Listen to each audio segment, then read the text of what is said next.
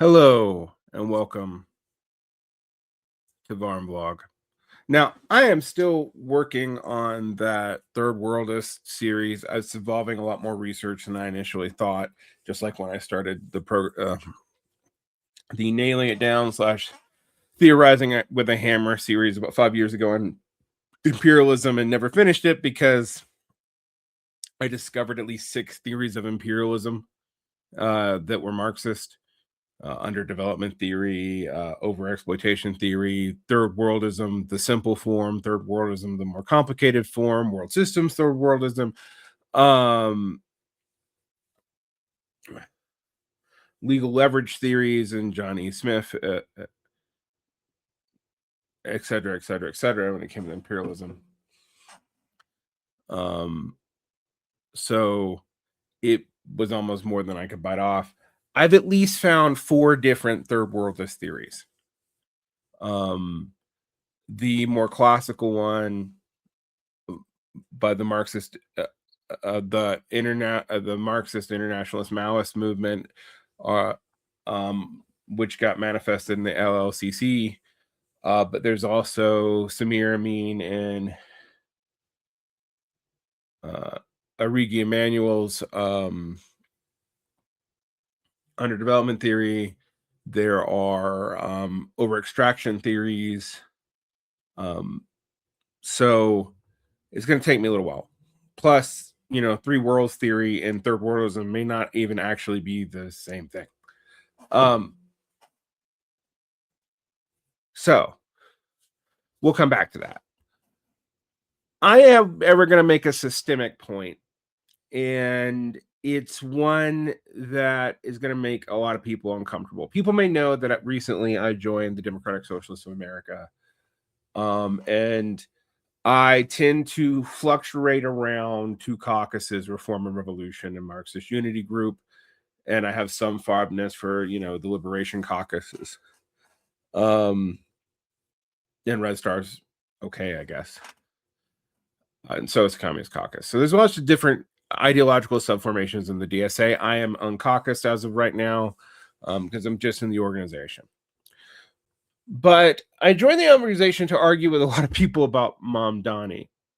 Because one, it's not just that I thought sewer socialism or municipal socialism was not really a path to socialism, as socialism in one country is a problem, the socialism in one city is a real problem.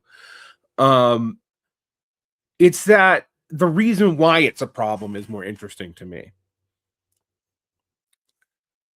You don't change a system just by changing one node in the system, particularly its executive.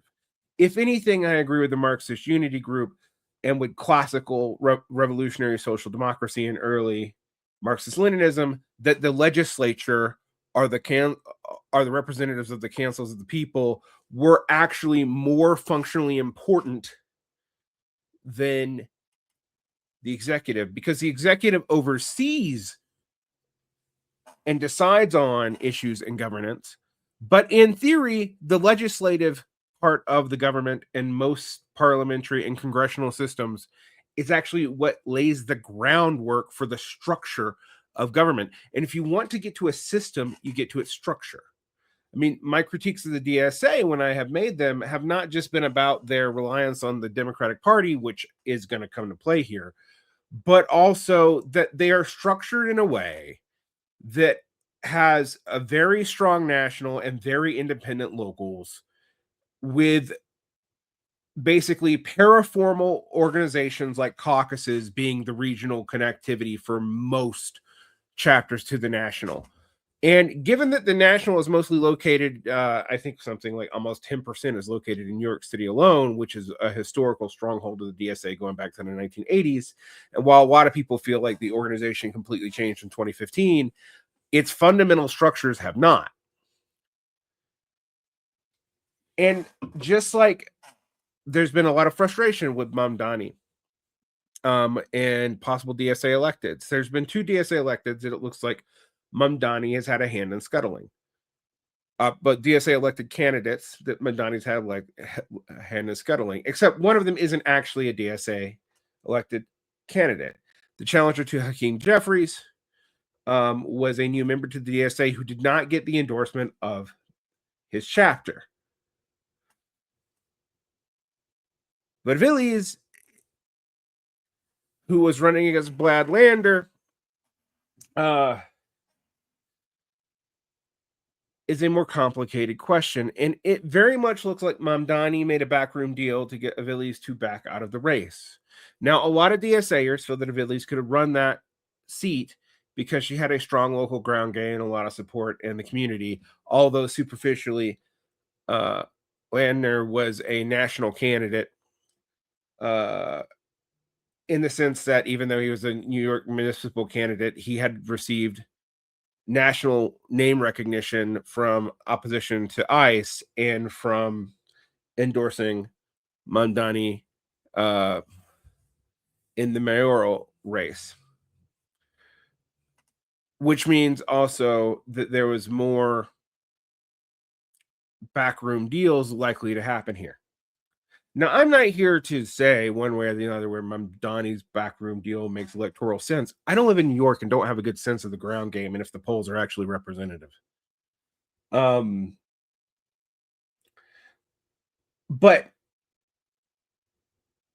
Aviles was endorsed by her chapter. Mamdani is supposedly a cadre candidate of the DSA, not just an outside endorsee. Meaning that in a true sense, this is a DSA candidate and a DSA elected. But this brings in my point about systems. You can't just plug in someone in the executive and expect the entire system to change. That wouldn't work with Bernie Sanders. It doesn't work with Trump. And Trump is way more willing to violate norms and push laws. And even then, it took a whole term and then 4 years out of office to develop an apparatus to even kind of do some of that. And we are beginning to see the limits of that wrecking ball now.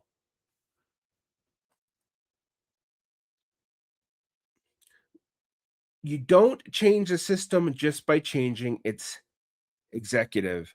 You don't change a system just by changing a single node. The legislative is far more important to focus on, but even if you were focusing on the legislative, you would need to do a lot of stuff that seems outside of immediate politics. You need to change union leadership. You need to re-radicalize the unions. Because union leadership right now is incentivized to go with candidates that can deliver relatively steady payoffs to leadership, even against the will of membership. And in doing so, actually tends to be more cautious than even its membership, much less activist organizations like the DSA.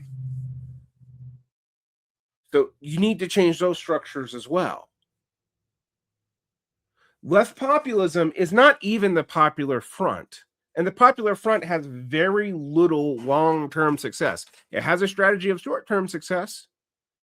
But the reason why the Popular Front has a problem is that it deliberately subsumes different people's politics to a class collaborationist ideological framework that can deliver mass result in resistance or an election once. But then the divisions within that ideological framework, which were subsumed, they weren't honestly dealt with, become apparent very, very quickly. Now, I'm going to do a whole series of interviews on the Popular Front. So come back to that. And I think I'm writing an article in conjunction with Cosmonaut Magazine on the limits of the Popular Front. And the left populism is a way that's even more nebulous and older than that. But the focus on the executive has often come from Bonapartist or Caesarist politics. And the idea that since the executive makes decisions and the executive's one man with less diffuse points of capture for various elites and bureaucratic and oligarchic strongholds, that you can do more with the executive. Now, this is not a Marxist theory. This is Robert Michels, or Michel, depending on how you pronounce it. And this theory is the idea that the executive can represent more of the people because more of the people vote for it, and there's less points of strategic oligarchic capture, so it can bust through oligarchy, particularly if you give it autocratic powers. The problem with this is you can even see from Bonapartism's and Caesarism's failure historically, is there's a limit to how much any one man can do to change long-standing systems, even if you have nearly autocratic powers. And the mayor of New York, while strong for a mayor, does not have autocratic powers. You'll need the city council, you'll need the bond market, you'll need the state legislature, and you'll need support of the governor to be truly effective. Most progressive mayors, even as progressive reformers, not even as sewer socialists, have died on the vine because of the bond market and the state legislatures. So where the executive can actually assert itself is in things like backroom deals, in trading, and appointments, which are almost necessarily non-democratic. And there's nothing binding a DSA elected to decisions of the DSA, particularly when you remember that all DSA electeds so far are also Democratic Party electeds, and Democratic Party electeds have Democratic Party resources, demands, and responsibilities, even if they are, quote, outsider candidates, unquote. Even someone who just caucuses with the Democrats, like Bernie Sanders, has had to capitulate in this way. And I've been told, for example, a lot of people had a lot of hope that Sanders being given certain committee duties as a reward for his loyalty would really help out the progressive agenda during the Biden administration. It did not. Now, we can talk about this. There's other ways in this shows up. I was thinking about how this compares to the idea that in comic books, I know this is going to seem far-fetched, you could have a strong female audience by portraying a feminist agenda and things like Captain Marvel and Miss Marvel, etc. And by and large, these comics did not sell even to a progressive audience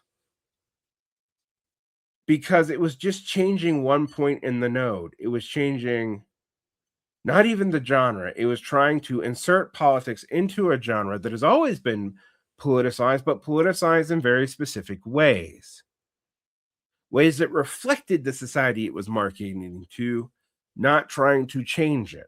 So aspirationally projecting on, your values onto this kind of popular art always comes off as preachy. And it's not just when liberals do it, when conservatives do it too, it comes off as preachy and alienating, because it doesn't reflect the mythologies and popular images inherent to the genre that have built up over long periods of time and that reflect certain kind of escapist fantasies in the general society. In effect, it's trying to change a node in the system and have that node do all the work for the rest of the system. You can see this in like rhetoric and composition, use of progressive rhetoric, where they try to change the words we use for things as if that's going to change consciousness. I can tell you how many times I've heard someone lecture me about how we shouldn't use seminal anymore and not like, I guess, vaginal, although that's not really the true correlate, um, because of its relation to a semen metaphorically. And that almost never takes on. Language does change and shift all the time and does become more progressive or less progressive given a bunch of other factors. But these systems are interlocking and they're multiple systems. You can't change it by changing a node, be it a mayor or be it woke superhero comics, or be it using Latinx instead of Latino, instead of Hispanic, or using black instead of African American instead of colored person, are using person first language in regards to disabled people when some disabled people don't even want you to do it. These are just trying to change nodes and not change the society. You change a word like houseless versus homeless, or unhoused versus homeless. Eventually, unhoused will become just as stigmatized as you think homeless was. Also, I think homeless reflects the uncomfortability of people uh, having a problem with the idea that people without houses don't really have stable homes. And if they do have stable homes where they're at, then maybe we don't need to provide them. No, the homeless camps are good enough for the houseless. I do actually think that's an implication, but that again could still not be true. And my point would stand about just changing one node in a system. You're never going to get even sewer socialism from just electing a mayor. And if that mayor starts acting a lot more like you'd expect a standard progressive uh, dealer, it's because, well, they're not just your elected. They're also, if you're in the DSA, a Democratic Party elected. And they also exist in a system that you're not changing and you didn't set up. Protect your peace.